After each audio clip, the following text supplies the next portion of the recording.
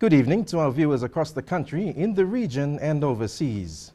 This is Your Vote 2017, a special MTV News production focused on providing updates and information on the final days of campaigning, to polling and through to the counting period of this year's national elections.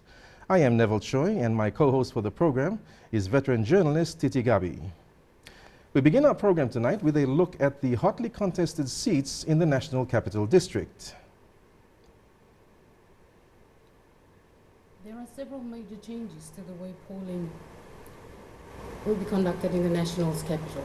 To discuss those changes, we have with us NCD Election Manager Terence Hetinu.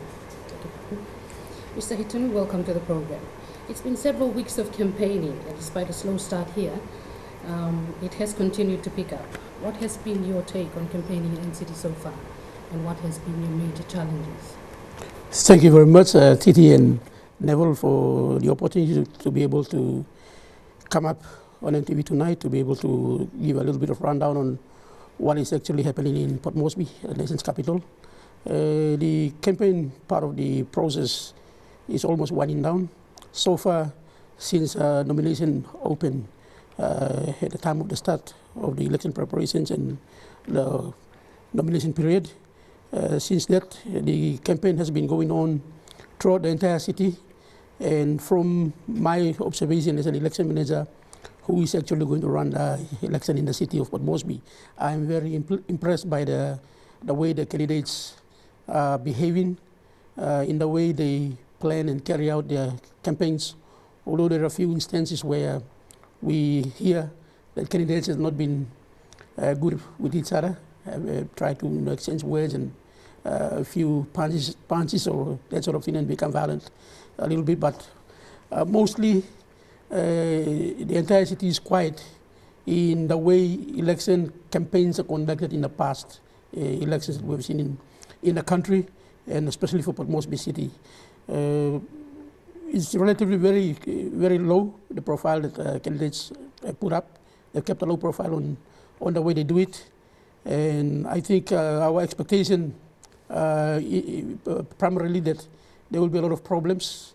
They may go into some rowdy situation, or they may create some nasty situation or confrontational situation for them.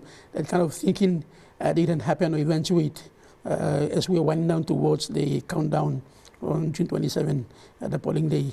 The campaign period, from my observation, has been good, and I believe that the candidates have been well informed of what is right, what is wrong, what is right, and they have improved a lot in this election, in 2017 general election in the city here. So because I believe that they have been well informed, they know a lot, they've seen and they've heard from, perhaps they've learned from past mistakes, and they've improved a lot in this election. I believe that we will see a good election in the city when the polling comes, and that will take us through to the scrutiny process, the counting of the ballot papers that will eventuate on June 30th. I believe that that kind of spirit, that kind of attitude will be maintained throughout the entire city, and I would like to say the candidates did very well in this campaign period. Thank you. Okay, well, we have one-day polling for the city. We're just going to take a package now, and we're going to look, because the nation's capital is one of 8 provinces that have been earmarked to conduct one-day polling. For NCD residents, those we spoke to know where their polling booths are, but have differing views about the success of one-day polling. Here's Sarah Aupong with more. There are those who agree with the concept of one-day polling. One day is good, rather than extending it to a week or 2 days or 3 days. I think it's more there's more control there. I think it's quite good to minimize the other electorate to go and vote, even though they don't have their names in the other electorate. And others who are not so optimistic. But one-day polling will not cater for everybody. I live in Talai and Badili area. It's not going to accommodate everybody. 1 week vote, it's okay. Or 2 weeks vote, it's okay. Because one day vote, people will miss out and insufficient. It is logistically unrealistic, as well as learning from the previous experience. We might be polling at around 11 o'clock, 10 o'clock in the morning. But for one citizen, it doesn't matter the length of the polling schedule. He just wants to vote. All you got to do is put your hand up and say, I have to go and cast my vote, and that is exactly what I'm going to do. We will go and vote. I will go and vote. I want you to go and vote as well. NCD's one-day polling is scheduled to be on next Tuesday, the 27th of June. So one-day polling in NCD, we've got a lot of city residents who are looking forward to it. Some of it have bad experiences in the past elections, but many are looking forward to having this one-day polling. We're going to take a break now, and when we come back, we will be looking at ballot paper issuing points, something that's going to be different, and Mr. Hetinu will be talking to us about that after the break.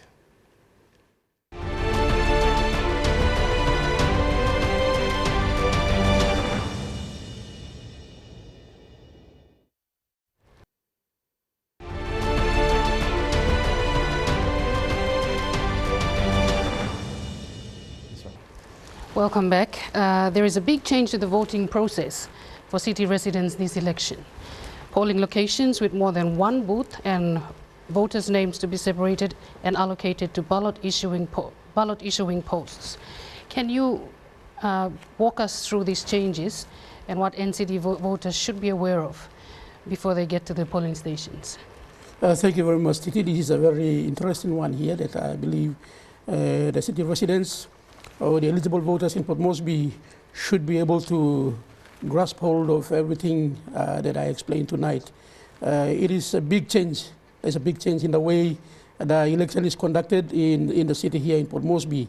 And we will test this one out in this election. The multiple ballot issuing point. It has never been done in the city, in the country before successfully, especially the fact that the multiple ballot issuing point is a bigger version of a smaller polling booth. It's a bigger version where certain polling locations are put together into a centralized location.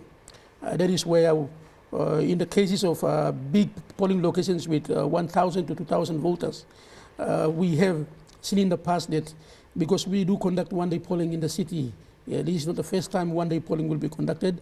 We have done it in 2 or 3 elections back then, and it has been done successfully, but with few hiccups along the way, which we have decided to improve now. The Electoral Commission has decided to improve on that, and one of the innovations here is the multiple ballot issuing point, where, as I've said earlier, a polling location with a big voting population of 1,000 or more will be brought to a central location. And in a central location, we will have 2 to 3 or 4 or 5 polling booths in that polling location. Could you give us one example, please? Example I will give you is, of course, for the Boroko area. In Boroko area, we have voting population of about 5,000. And given the fact that we did some enrollment update in the last voter registration exercise in 2016, we believe that this number may increase up to about 6,000 or so. And because of that, we have decided to bring all the voters in all of Boroko area, East Boroko area, down to Coronation Primary School. At the Coronation Primary School, the voters there will find that they will have up to 6 booths will be set up in Coronation Primary School. In the 6 booths will be divided alphabetically, meaning that the voters will have to look at the surname. If a voter's surname starts from letter A to C or letter A to D, those voters will be allocated to a polling booth, and it will be labeled as a polling booth 1, voters beginning from letter A to D. Polling booth number 2 will be allocated to voters whose surname ranges from letter E to G, that sort of thing. And so the 6 polling booths will be allocated alphabetically. The reason why we did this as an election management body, the Electoral Commission has come up with this, this design is to be able to process all these bulk voters in a particular location in this one-day polling.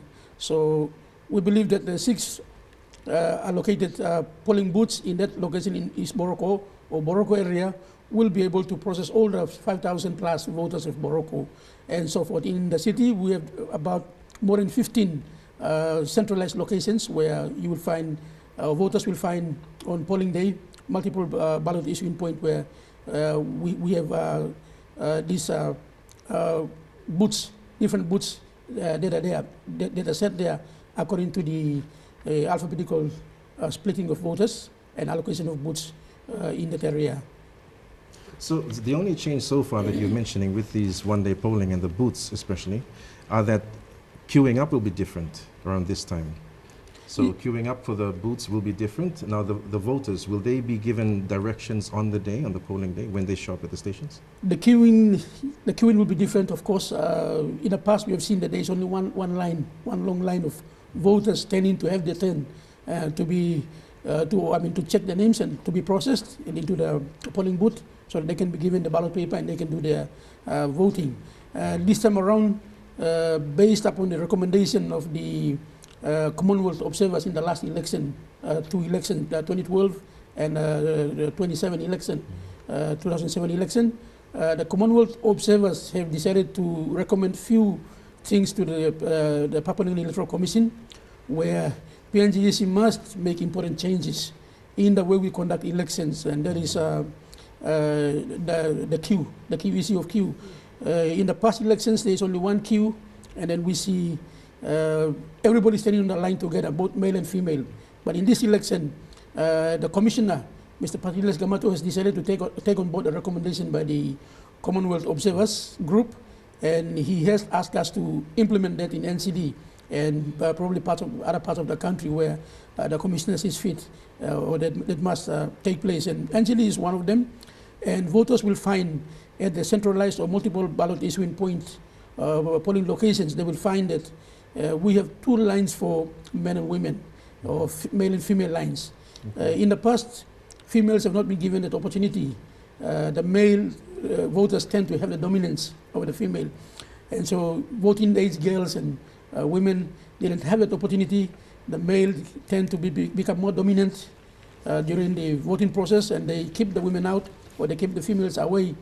And the females do not get a chance to be able to cast their vote or have their say in the election process. This time around, we're having two separate lines, so I believe this is a credit to our women folk, and I believe that they will be happy.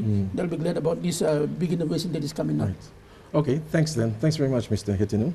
When we come back, security operations for the national general elections. This is Your Vote 2017. We'll be back after the break.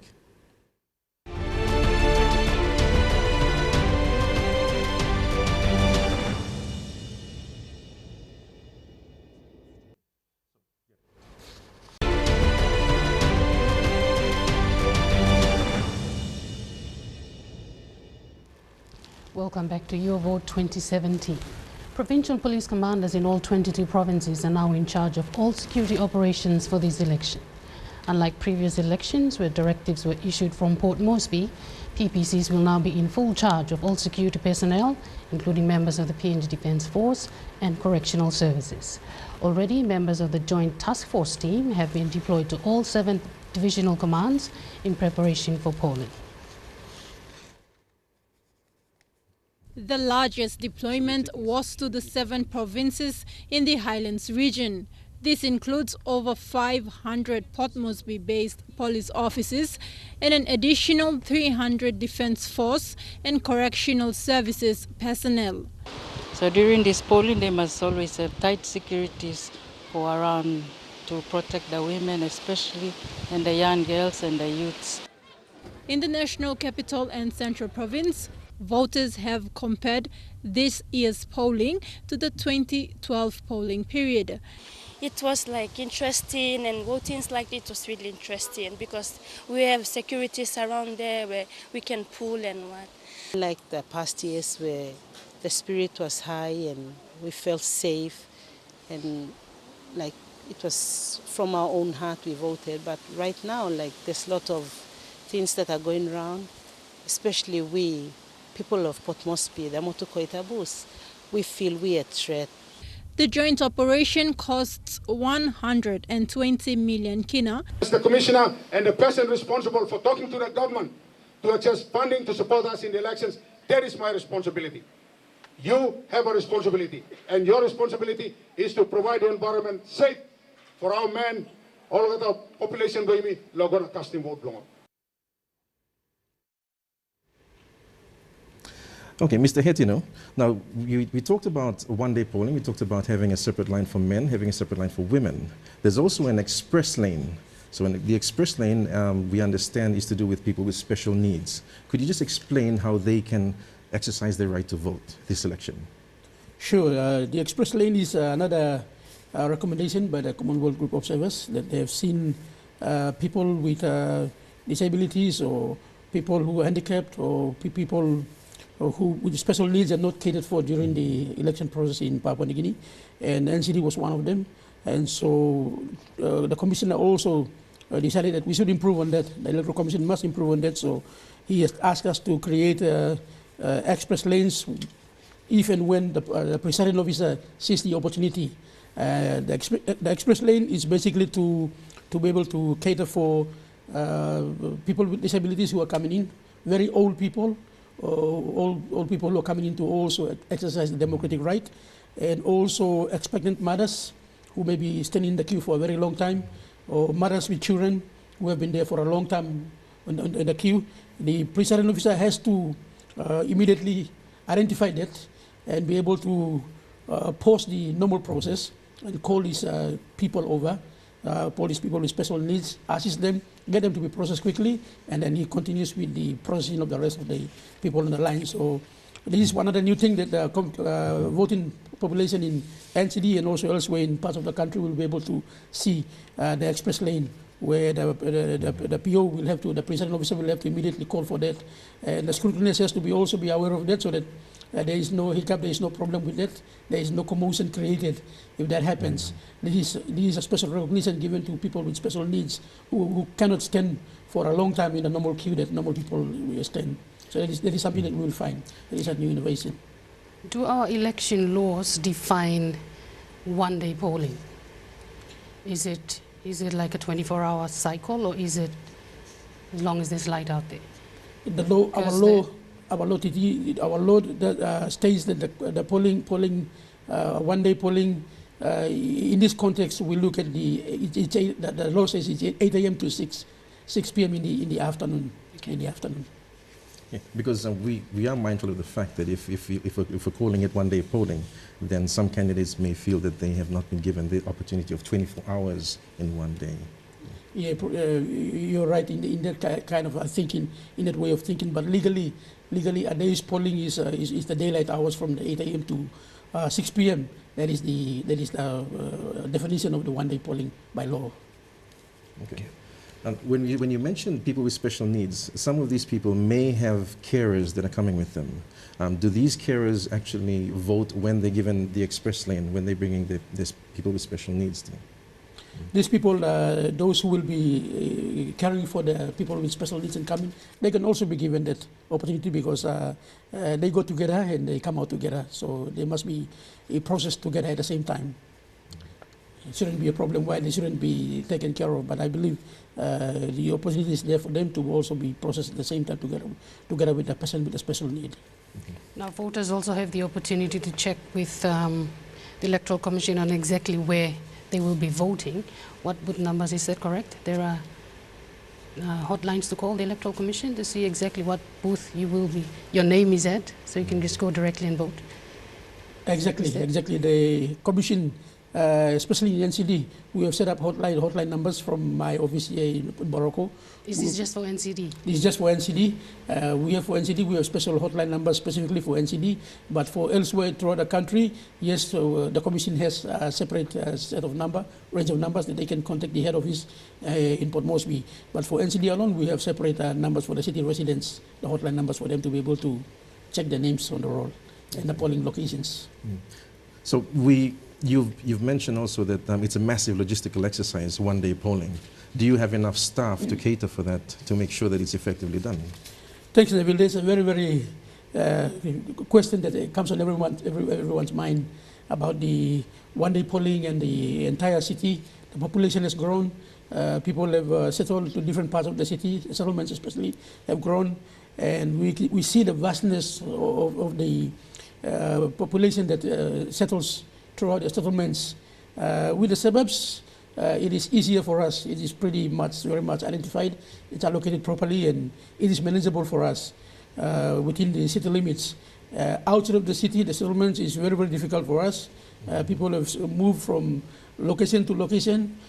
People have moved due to resettlement, due to eviction notices. In the past 2 years, we have seen a lot of movement. And this has also given a serious problem to us in terms of relocating people on the electoral roll from where they were once previously, and then resettling them back into the new locations. This has given us a big challenge. So our number of voluntary workers, so we call them the temporary election workers, TWs for short, we have done a massive recruitment. We have exceeded the past recruitment. We have now 3,100 temporary election workers who will be assisting the NCD Electoral Commission Office, the Electoral Office, to be able to cater for this massive exercise on June 27, the one-day polling that is to take place. So we have 354 polling locations, 354. Mosby South has 96, Mosby Northeast has 156 locations, and Mosby Northwest has 102 polling locations. And this brings to a total of polling locations 354. And a massive amount of 3,100 workforce will be needed. And it's not an easy task for us to be able to process all these people who are applying. We have to get the best. We have to get people who are not aligned to candidates. We have to get people who can give us the real quality job when it comes to June 27 to be able to work effectively and produce the results that we want. Well, that's good. It's a massive logistical exercise. Now, we'll be back after the break with more discussions with Mr. Hetinu, and we'll be back with the Your Vote 2017, an MTV News production. Don't go away.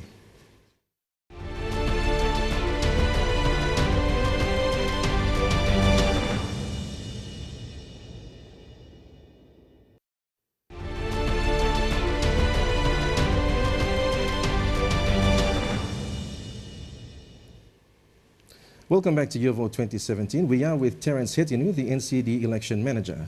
Mr. Hetinu, there's been a lot of discussion about security measures that make these elections different from the past ones. There are several that have been discussed, and I think one crucial one where scrutineers are always watching carefully during counting and after polling is the security of ballot boxes. There's something different there, is there? Oh, yes, for the security of ballot boxes, in the past we used to have these plastic seals. At the end of the polling, the presiding officer basically seals up the ballot boxes with the plastic seal and then transports them over to the counting center. During the course of transportation of the ballot papers, the ballot boxes seals. Could you hold this up so that we can see? Tend to snap off. Tend to snap off. So this time around, the Electoral Commission has improved in that area, which should give more credibility, confidence of the voters as well as the scrutineers and the candidates about the safety of the ballot papers in the ballot box, because these are metallic seals with the Electoral Commission tag on it with the seal numbers, and the plastic seals will no longer be used. So this will fasten the lid of the ballot box and keep the ballot papers intact, so that there won't be any suspicion, there won't be any problem, commotion, and the scrutineers giving us problem during the counting and setting aside very important ballot papers that are clean but seem to be tampered with, that sort of thing. And then what happened, because given this metal plastic seals, cable plastic seals is very, very important. It cannot break. It can only be cut with tin snips or pliers. And I believe when scrutineers and candidates have seen this, they should be happy, and they will be happy and they'll be confident more about this. So would it be safe to say that if there is a ballot box that turns up at a counting station after polling that has cable ties that are not these ones, then there would be questions raised? There will be questions. There will be questions, and there'll be those ballot boxes will be put aside by the returning officer. Okay. All right. So the scrutineers and the candidates obviously focus on these things to make sure that the process is clear. Has there been enough awareness about them? Yes, we did one awareness during the scrutineers and candidates briefing about 2 weeks ago here in the nation's capital. So we brought the sample seals to them and showed them the features, how it works, and the durability of the seal, that they can last long, and the strength of the seal, and they are very much happy with that. They gave a thumbs up to the Electoral Commission for this one, for this improvement, and I am also confident that this will minimize a lot of problems that we have with the candidates and scrutineers in terms of safety of the ballot box and the ballot papers. What is the eligible voter population for NCD? The last one was about 200,000 plus. At this point in time, the roll has not been, the roll figures, the last update has not been released yet. to my office. Therefore, I cannot give an exact figure, but we're looking at 300,000 plus voters from the 200,000 plus. It has increased to 200,000 plus for this. 300,000 plus for this election. And when does campaigning officially end? The campaigning will officially end on the 24th. Okay. 24th at 12 midnight. It will end. Midnight. And in the city and elsewhere in the country. Okay. And polling begins on for the one day? Yes, polling begins on the 24th. Campaign ends on the 23rd at 12 midnight. Polling commences on Saturday, 24th. And for NCD, we will have it on the 27th June. Are you monitoring campaigning on social media like Facebook? Yes, we have seen a couple of campaigning techniques being displayed on the social media, and some of these we see they are not very good. We disagree with the way candidates are doing some of the campaigning on the social media, as well as on the streets and wherever they're doing, and we think it's not a very good way to do it. Okay, but when polling ends officially, will you be monitoring campaigning on Facebook or Twitter or on social media? We will, but after the polling is over, then it's over. It's up to the concerned parties like the candidates. It's for them to be able to monitor and see for themselves if it has been fair for them, the campaign. And whatever they do, it's up to them to take things up the legal process or whatever. So if there is a political party who still has campaign stuff up on social media after 12 midnight on the 23rd, would they be held accountable? They will be held accountable if on the 23rd midnight, by 23rd midnight, everything on social media too should go off. They should delete them and remove them.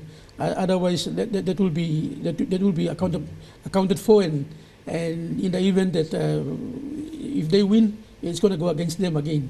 So really, they should remove all these things from the social media, as well as the print media and or the radio, or whatever they do. By 23rd midnight, 23rd of June, everything stops about the time.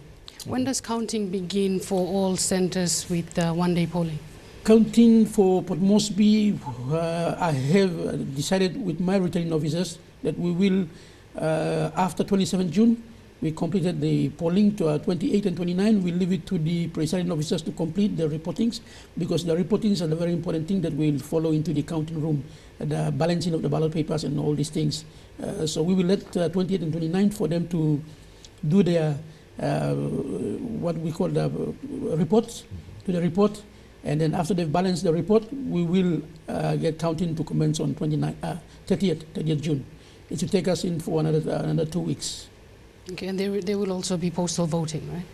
Postal voting, yes, we have received instruction from the commissioner to do postal voting, but it will, the time will run out of time.